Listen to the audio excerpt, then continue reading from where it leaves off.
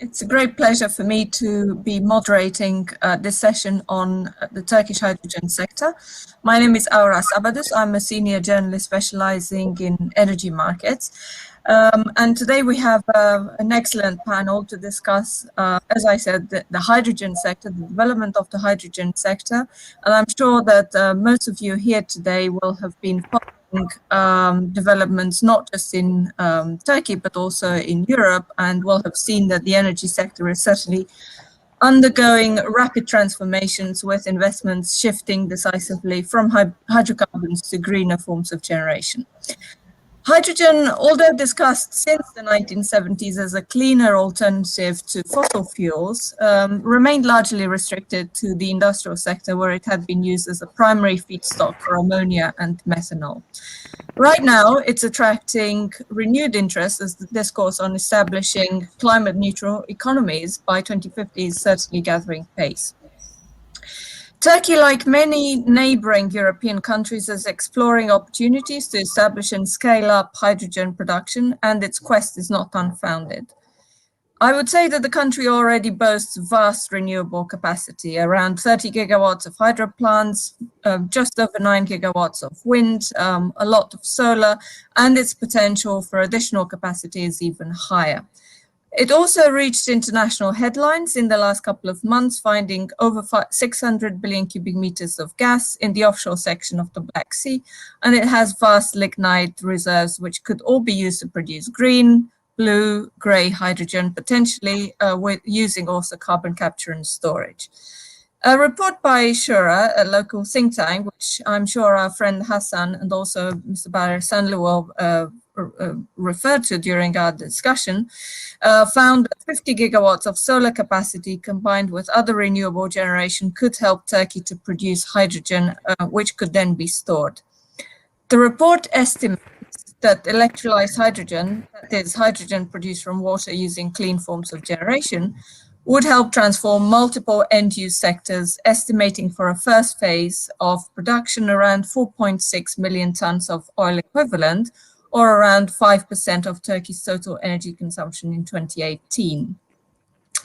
A roadmap has already been drafted, including 9 key objectives, and tests are already being carried out to test blending at different grades in the distribution and transmission system. However, in many European countries, there are numerous questions that are being raised. Where will the funds come from? How will the sector be regulated? Can a hydrogen market be established, and how competitive is it going to be? Will consumers be inclined to switch to hydrogen? What sectors would benefit most? These are all very pertinent questions, and I'm glad that today we have excellent speakers who will be addressing these questions. So we have Mr. Barer Sanlu, a highly respected policymaker and researcher at the Bilkent Energy Policy Research Center. We have Mr. Hasan Aksoy, Head of Research at the Shura Energy Transition Center, and Mr. Mehmet Sherif Sarıkaya, Project and International Relations Manager at Distribution Group and Research Organization Gazbir and Gazmer. I would start off with a question to Mr. Barer Sanlu, one of the authors of this recent roadmap that I just mentioned. And I would ask him what priorities should be taken in consideration when drafting hydrogen strategy, and what is Turkey's potential for developing hydrogen, whether from grey, green, blue, whatever color you wish. The floor is yours. Thank you very much. I think in short, there are 2 priorities. The first one is using the existing natural gas infrastructure, including the companies, because Turkey has a new natural gas infrastructure. The second one is interseasonal storage. Let's start with the first one briefly. I think natural gas sector is quite new in Turkey. Our infrastructure is new. There is a huge investment. This whole infrastructure costs a lot and has recently been accessed to all provinces in Turkey. Now, the distribution companies in Turkey are much different than electric companies. They are innovative, they are creative, they are open to these new innovations. But as you know, around the world, government is not like that. So we contemplated our strategy on the natural gas distribution companies because we believe that they'll be more creative, as Mehmet Sherif has they jotted a strategy and they did all these blending and burning tests quite easily. This was the first one. That's why we use the blending, and we believe that this fuel cell thing will never be cost effective until someone finds some carbon nanotube something, not platinum, not palladium, although their values has dropped recently. But the second issue is about interseasonal storage. That's a very important question. I believe that Turkey will be going to make overbuilding solar a national priority maybe. But when we do this overbuilding of solar, we have to carry out this solar capacity to the winter capacity. Because in Turkey, if a power plant is producing 16 megawatts in summer, it's producing less than 10 in winter. So overbuilding with 2.5 cents per kilowatt hour, I think will be a discussion point in the following years. And hydrogen is the only feasible interseasonal storage. I know that water management is another pseudo interseasonal storage, but as you see, this is the worst drought for the eastern part of Turkey in 40 years or so. So hydrogen should be one of the energy carriers, but we have to be careful about what academics say because they think that there's a hydrogen economy coming. We are very humble about it. It's like 10 to 15% maybe, not more than that. And we should better use it with blending and, if possible, interseasonal storage.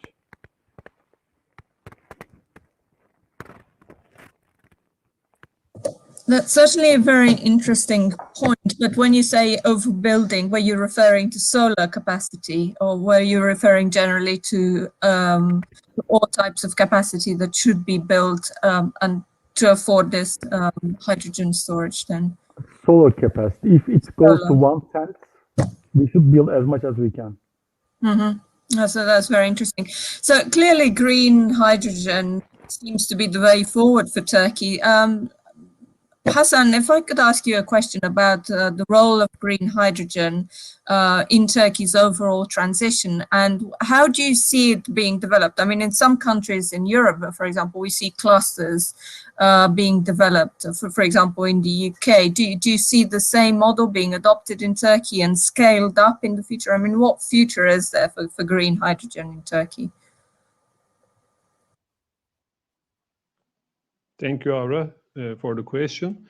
First of all, I would like to say welcome all participants and nice to be here. Before talking the role of green hydrogen, I think we should also talk a little bit the status on energy transition. We can say that global transformation in energy sector from fossil fuel to zero carbon technologies is underway with a sense of urgency, let's say.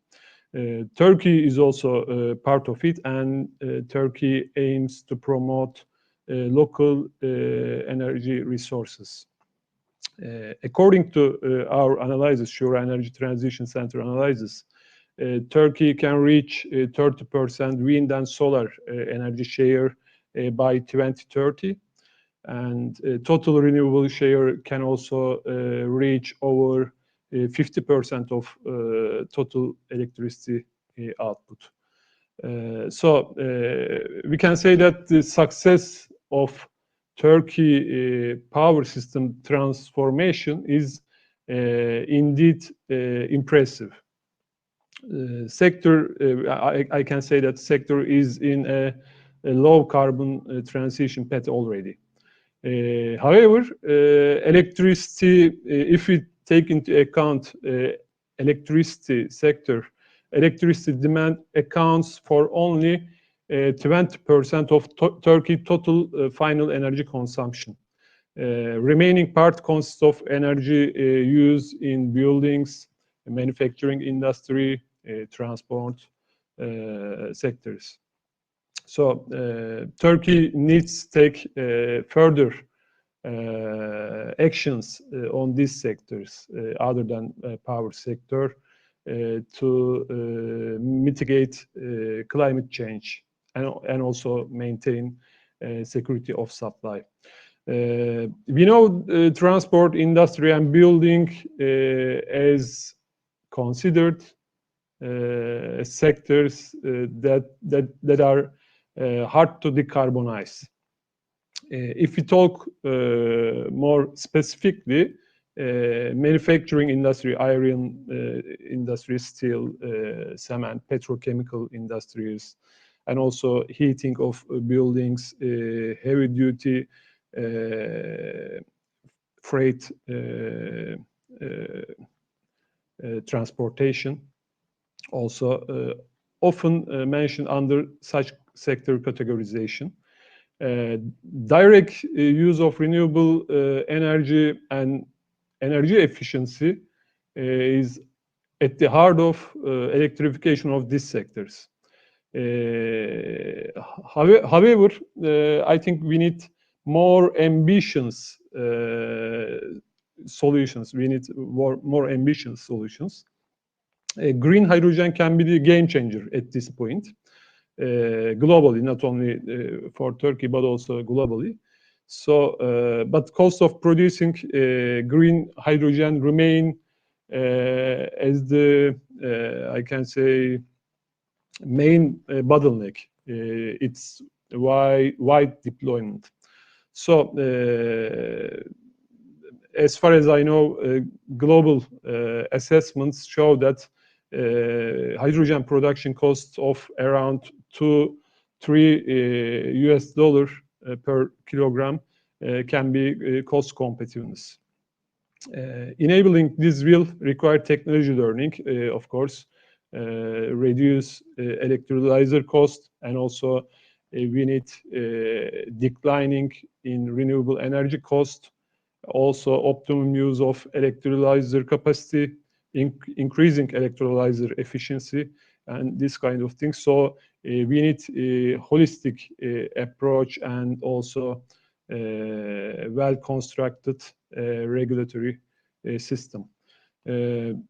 Aura, you already mentioned, according to Shura study, it was published in February. We conducted this study with Bilkent Energy Policy Research Center. We estimated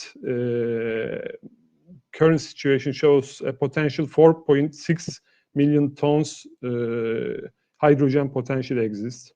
If we can split them, 2.1 million ton industry, 1.8 million ton for road freight transport, and 0.6 million ton in blending in the gas grids.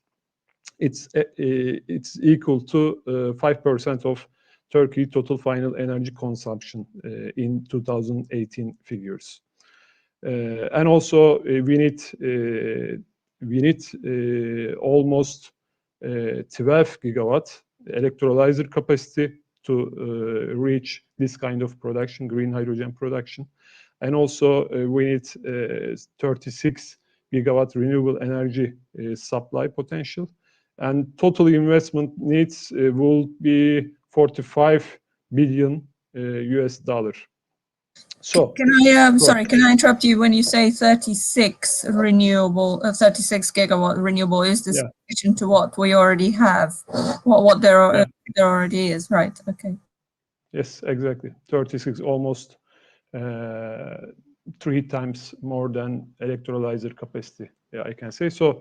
I believe green hydrogen production from renewable power can provide important opportunity in transformation of Turkey end-use sectors. So, yeah, I think maybe we can talk more in a second part. Yeah. Yeah, absolutely. I mean, I would have wanted to ask you to talk a little also about the other types of hydrogen, you know, steam methane reformation, perhaps, because obviously Turkey has now found gas, so there is gas. And it would be interesting to see, I mean, I know that it's still very early stages, it's still exploration stage, but going forward, is there a chance that some of this gas may end up being transformed into hydrogen?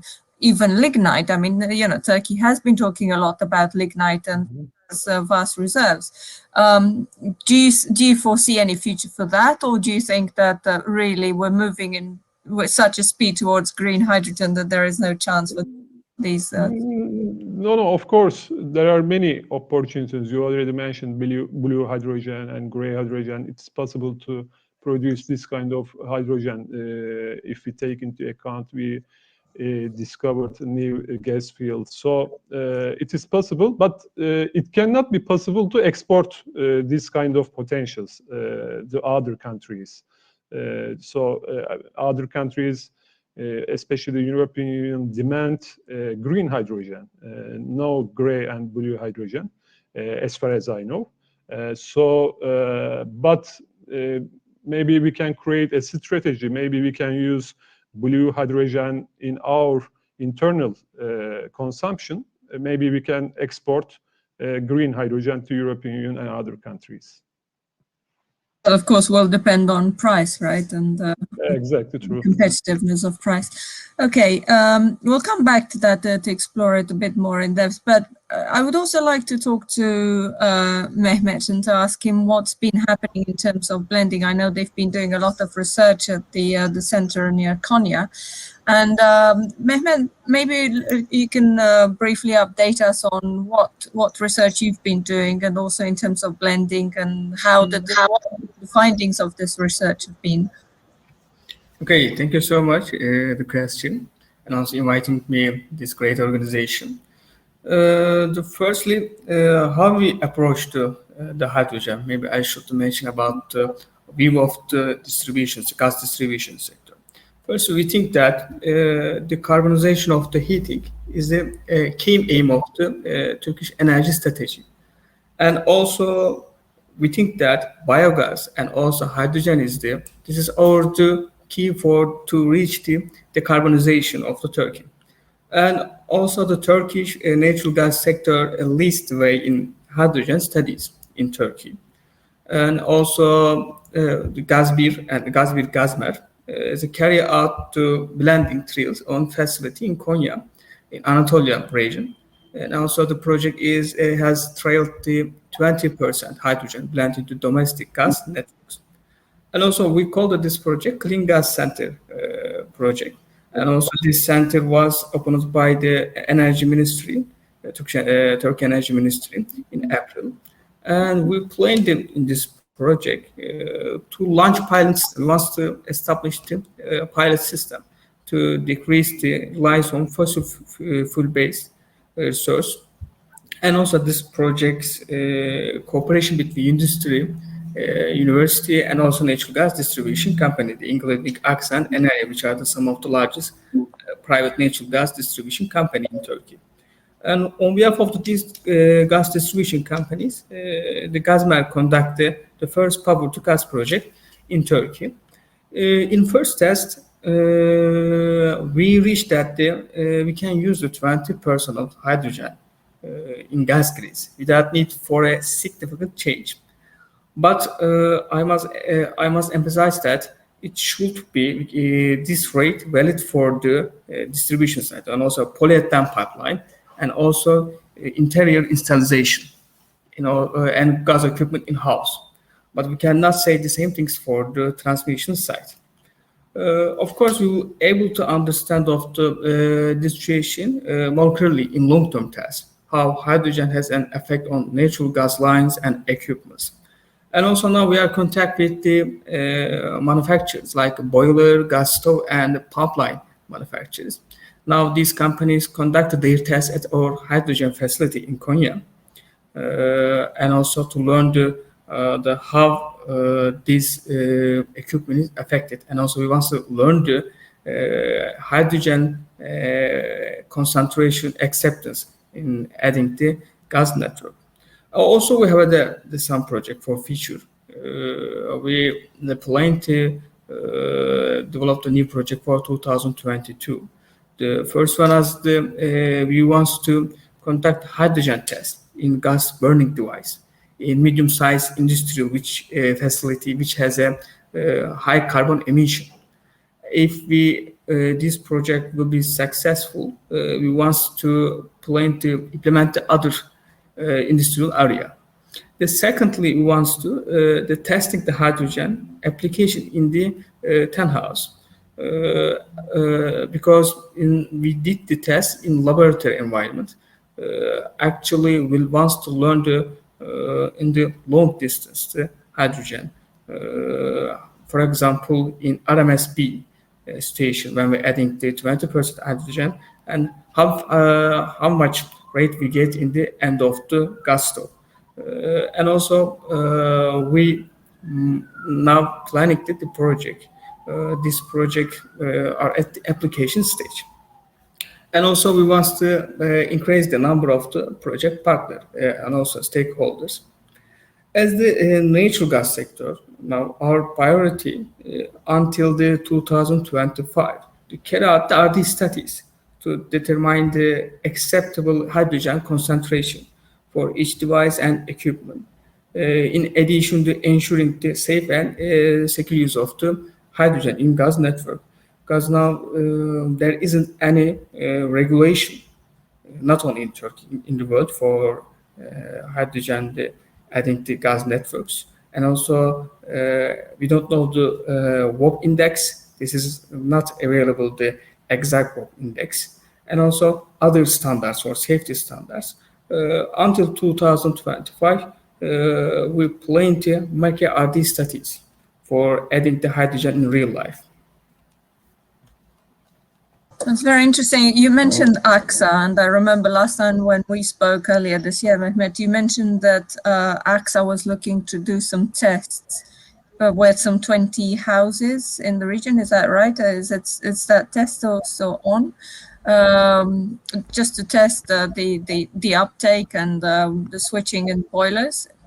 Is that still a project that is being carried out?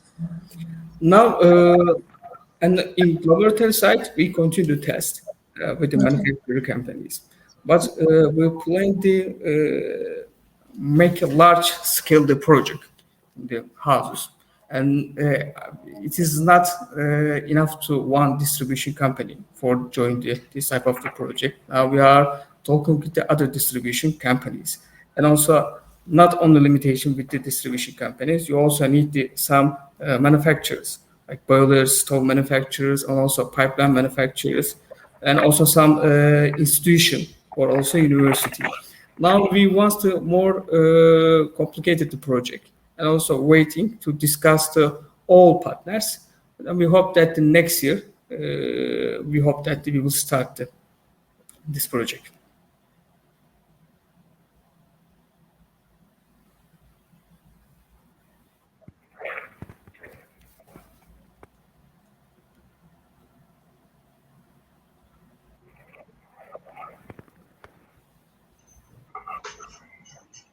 I think we lost.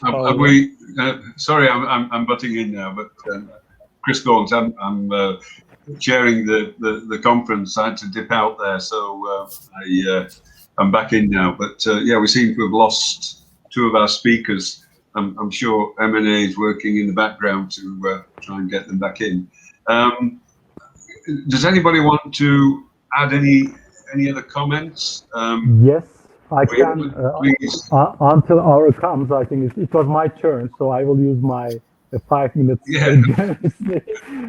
Absolutely. So going forward, I would like to start with saying that the share of hydrogen in the system will be around 10 to 15%. I should mention Bilal Saygun from Shura, which the estimates are its own, but what we have to see in the future is whether there will be money for pilot projects in Turkey, because as in Europe, until 2030, hydrogen is supported by pilot projects. And in Turkey, that's the key question. And Gaz1, Gazmer has been supported by regulators financing. We hope this to continue because they are doing an excellent job. And we think that they will do much better studies in the future. But with hydrogen, the problem is fluctuations in the European part. for example, European Union claims there will be huge hydrogen, but then Germany says no, and the UK, although not a EU member, says that heat pumps are better. And this hydrogen thing is an ongoing discussion. But again, I think Hasan will mention that we are also, with Bilkent and Shura, collaborating on a much more regional resolution-based project about renewable integration. One of the problems in green hydrogen in Turkey will be the water availability. 1 kilogram of hydrogen uses 12 to 15 kilograms of water. And this water availability will be one of the key challenges for hydrogen development in Turkey. I think at that point, I can pass the floor to Hasan, talk about this regional or as well. My apologies. We're talking about technology of the future, and my connection was just disconnected. Apologies. I do apologize. May I take over now, or may I? I was going to ask you, Mr. Stanley, about costs, because I think that's absolutely crucial everywhere. How do you see the cost of producing it, and how competitive is hydrogen going to be going forward compared to other fuels, or even to electric heat pumps, let's say? I know you've done this tremendous study. Could you guide us through the costs a little bit and tell us what you found? Okay, the key to the green hydrogen cost is solar, and the recent solar tenders in Turkey has pointed to 2.5 cents per kilowatt hour kind of numbers, and within 10 years time we believe that the recent hike in solar prices is due to Chinese market over supply demand issues, but going into the future we believe that solar costs will drop to 1 cent per kilowatt hour in some regions, and that's why I'm coming to my first point. We have to overbuild it. Electrolyzer costs, I'm not very optimistic about it. But the other issue was, just before you came, water availability. And water availability will be a key in the hydrogen development in Turkey, because Turkey is, in some studies, will be maybe vulnerable to drought events. That's an important point that we have to be careful about. And the other issue is, why not make a competition between imported gas and hydrogen? I think that's an opportunity to be used. My first thing is that, I don't know, do you know this or not? I have a firm belief that renewable prices will determine the natural gas prices in the future. And I believe that hydrogen will be the second blow to the natural gas prices. So Turkey should use it as much as possible. Since I spoke a lot, Aura, I have to pass the floor to the next speaker while you were. No, you're always very welcome to pitch in with ideas, because I know you're very keen, and you do a lot of research in this. So as I said, cost I think is absolutely key, and Turkey for sure has great potential. And precisely because Turkey has great potential in terms of renewables, I also like to discuss with Hasan a little bit about Turkey's potential for exports. Because we know that the European Commission came out with a strategy last year for hydrogen. It identified Morocco as a potential exporter, but I wonder why, because Turkey is right on Europe's doorstep. And I wonder what connections we can see going forward. Is there any potential at all, and what sort of route can be used? And is the government inclined to allow this? What do you hear? What can you tell us, Hasan? Yeah, thank you. Relevant question. You already mentioned many countries have ambitious hydrogen targets. They are not fully achievable with the local production alone, especially European Union. At this point, hydrogen could be main driver for energy trade between countries in the near future. So main motivation for the hydrogen demand are related, ambitious to meet climate goals, and a lack of resources to mitigate climate change, let's say. In parallel, We know there are growing number of mutual agreements between countries with high hydrogen demand and also potential suppliers. The main aim of exporter countries like Australia to get domestically produced green hydrogen to demand centers like Japan, China, European Union. But especially European Union is very much interested in green hydrogen import with their net zero ambitious targets. So excess demand could be exported from other countries like Turkey. This is clear. But on the other hand, hydrogen transport is another angle. It seems that the best cost-efficient solution transport hydrogen is via pipelines in short and medium term, or maybe for larger volumes. One possibility to transport hydrogen is through blending to existing international natural gas grids instead of building a new brand infrastructure. Shipping also another alternative for long distance trades could also provide flexibility.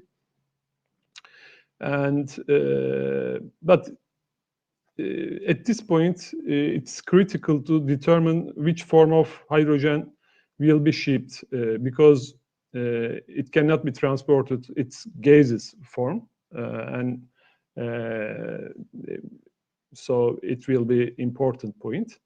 Hydrogen also can be transported through the conversion to different derivative products like ammonia, methanol, or its liquid forms. So, but however, additional efficiency losses needs to be considered because of a further conversion process. As we know, green hydrogen feedstock is renewable energy. So, as I mentioned earlier, Turkey has a great renewable energy potential, especially wind, solar, hydro, biomass, and geothermal as well. So it's clear that we have potential to produce green hydrogen in Turkey. And also, Barış Bey mentioned we are working on a new study. We will probably publish it in September. We are investigating opportunities for production and export of green hydrogen in the near future. So in this study, we try to estimate demand firstly, hydrogen demand regional basis, and also we are estimating supply potential in order to estimate available export potentials. So probably more expensive supply will be exported, as I mentioned earlier.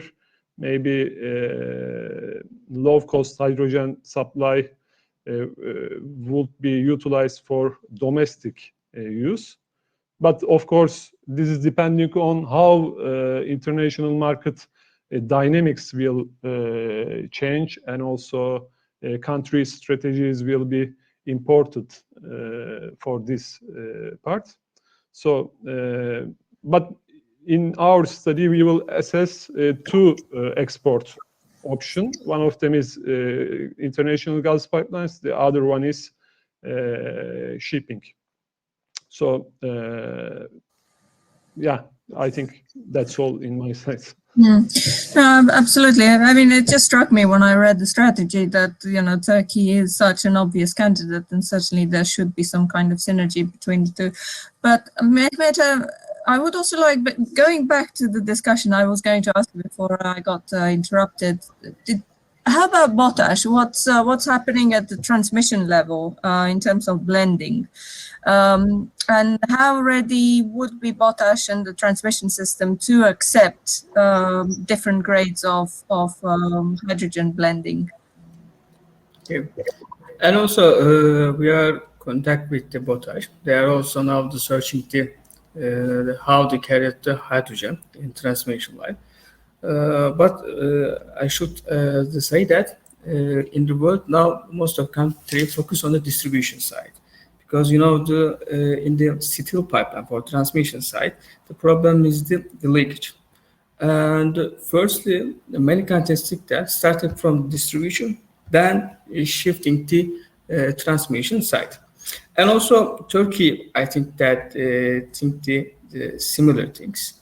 For example, when we look to the Turkish natural gas the system, how the possibility using the hydrogen in natural gas network, the first distribution site is the best way, the first application.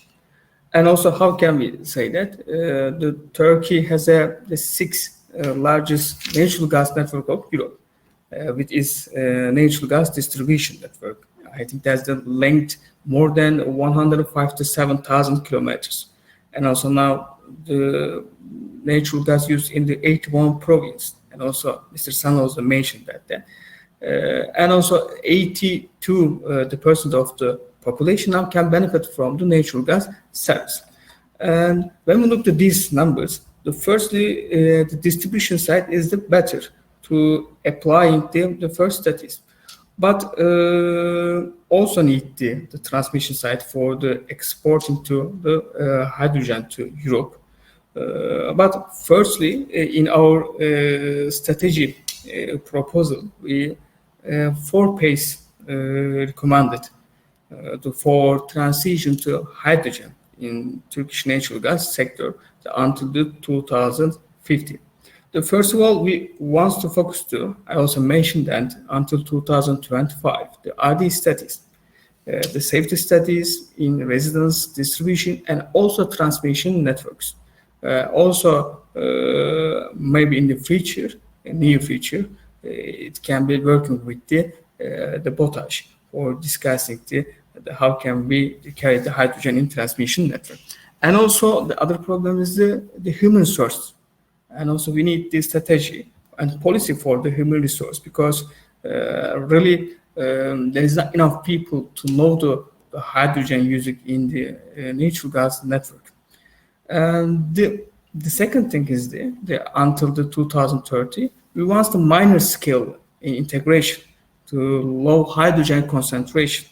For example, the hydrogen injection to networks on regional basics to maybe up to the 10%. And also establishing this small scale facility for hydrogen generation and storage and transportation. When we look to other countries, we saw the many applications, for example, 20%, 30%. But when we look at their regulation, for example, in England, they explained the net zero, the plan for their gas grids. They will not use in 2050 the natural gas in their networks. But when we look at their permutation for adding the hydrogen, 0.1.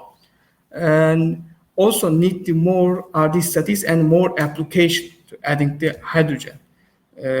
As also is not easy, and also not only including the technical problem and also the cost problem, and also the other panelists mentioned that the water problem, if we use the green hydrogen.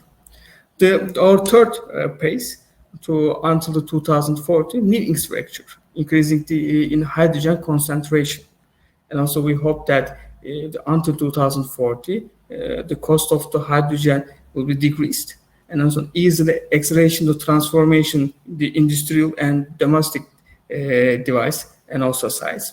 And also we think that we have defined to determine pilot size with 100% hydrogen use. And when we reach the 2050, we hope that gas infrastructure, which is 1,000 capability with hydrogen. Extensive use of the hydrogen in housing and industry, and also 100% hydrogen compliance with the distribution line and also transmission lines. This is really a very long way, and also not only with the distribution side, also we need the transmission, and also other partners need the working together for the using the hydrogen in grids. Absolutely, and I imagine that safety is going to be primordial for this, and that the law has to reflect that, right? Any laws going forward have to reflect the safety in the grid of injecting hydrogen. But since you mentioned partners, I would very much like to discuss with you also the future of financing for these projects. Where is the money going to come from? How much is the government going to finance? Are there any funds, first of all, for research and also for actually supporting scaled up projects? Mr. Sand, maybe you could take this question and discuss a little bit the financing side of these projects, both private and I think state. I prefer Mehmet to answer this question, but it's a hard question for him. So, okay, as you wish, share the questions between you. Okay. Our viewpoint is that we can't. Energy transition is net positive for Turkey because we are an import-dependent country. But we believe that it's an engineering challenge. So we have to sort the engineering issues, then the financing and other come. About the hydrogen itself, we cannot see any feasible projects without government support until 2026-27 this area. So government has to support it. There are different government bodies working on that one. The prime one which supported the Gazmer is EMRA, regulator. Regulator has increased its R&D budget in electricity, and we hope it will continue with the natural gas. So the primary one is the regulator. The second one is, I believe, Ministry of Industry, not TÜBİTAK, the Turkish Science Advisory body, but I believe because when we talk with industrial entrepreneurs or guys, they prefer Ministry of Industry funding to the TÜBİTAK one. Because TÜBİTAK, this Turkish science body, can make crowding out. Sometimes they jump to the project and say that this is our project, we have to do it, and they just crowd out all the investors. Therefore, I prefer first regulator, second Ministry of Industry, and the third through Hydrogen Labs, which is in Turkish New Energy, Nuclear and Mining Research Agency, TENMAK, from us. Why Ministry of Industry before the Ministry of Energy? Because they established culture, tradition, and they've been working for 10 years or so. Therefore, regulator, Ministry of Industry, and then TENMAK. I believe these will be the pilot project financing. Perfect, thank you. We have 2 more minutes really, but I was wondering, Hassan, if you could give us in 1 minute, tell us what part of the economy will benefit most from the development of hydrogen. And then the final question is for Hassan, for Mehmet, what sort of expectations do you have in terms of consumer uptake for hydrogen going forward in the next 10, 15 years? But very briefly, sorry, we only have 1 or 2 minutes left. Yeah, sure, of course. Barış Bey already mentioned Turkey energy import dependent country. So hydrogen will be maybe main actor to reduce energy import amounts in the near future, and also it will be a nice potential to reduce CO2 emissions in the near future. So they are I think, main motivation for Turkey. And also we need to investigate export potentials in the near future for green hydrogen. Okay. Yeah, in natural gas sector, we think that the first we focus on the RD studies because the customer safety is so important for us before it's coming to the cost. and then need the more RD funding to develop the new project. And we think that after 2025, maybe we can add into some area, start from the 5%, is the low level of the hydrogen in the gas grids. Perfect. I think we conclude here. It's been a great discussion, and it's definitely worth exploring going forward. I look forward to your study coming out in September. And I would like to thank the 3 speakers and obviously the organizers for this fantastic opportunity to discuss the technology of the future. So thank you very much, everyone, and hope to see you again in person if possible. Thank you, everyone, and thank you, Dr. Aurora Sabados, for moderating the panel. It's very interesting. Just a comment from me at the end when you mentioned, the funding. I mean, funding is not going to be unique to Turkey by any means. And I was on a recent discussion webinar in UK when a number of questions were being asked about UK's green strategy. And one of the questions that kept cropping up is, where's the money going to come from? I mean, it's all right talking about big projects, but the funding is critical. And I'm afraid some of the ministers that were speaking didn't have answers to that. So it'd be interesting to see. The UK needs a strategy first, I suppose, before investors know exactly what they're going to invest in. Well, Boris is our strategy. I mean, come on. Yes. If that's the answer, it must have been a bloody awful question. Sorry, I shouldn't have said that. Anyway. Wonderful. Anyway, everyone, thank you so much. Thank you, everyone, and have a great day.